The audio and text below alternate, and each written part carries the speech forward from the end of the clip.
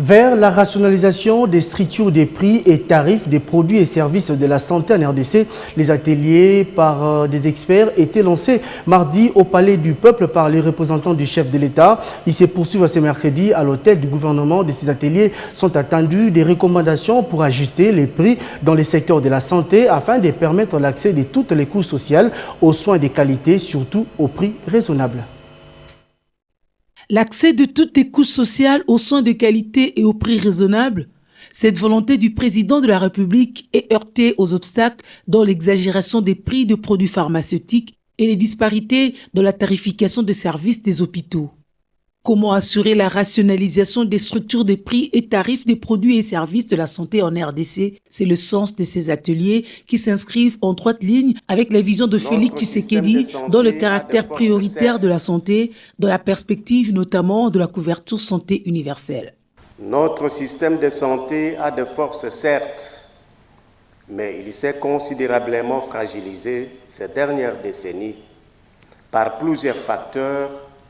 dont sa déréglementation, le laxisme dans l'application de textes en vigueur et une inadéquation de l'infrastructure sanitaire par rapport à la croissance démographique. Au-delà d'être une question strictement sanitaire, la problématique de l'accès aux services de santé revêt un caractère socio-économique important. Et la création des richesses et la prospérité économique dépendent fortement de la qualité du capital humain et de la santé qui impacte clairement la force de travail. Seulement, les services de santé représentent un poste très important dans les dépenses familiales pour la majorité des ménages congolais qui malheureusement se trouvent encore confrontés à des difficultés liées à la faiblesse de leur pouvoir d'achat. Ce travail de rationalisation des structures des prix et tarifs du secteur de la santé se présente dès lors comme un préalable ou mieux un socle sur lequel d'autres ministères du gouvernement vont bâtir des programmes plus ambitieux. L'on peut aisément présumer que les conclusions de ces assises comporteront des recommandations adressées au pouvoir public pour les inviter à revoir leur politique fiscale à l'égard des médicaments importés ou fabriqués localement, de sorte à ce qu'ils soient tenus compte de leur nature éminemment sociale et de leur impact sur le bien-être de notre population.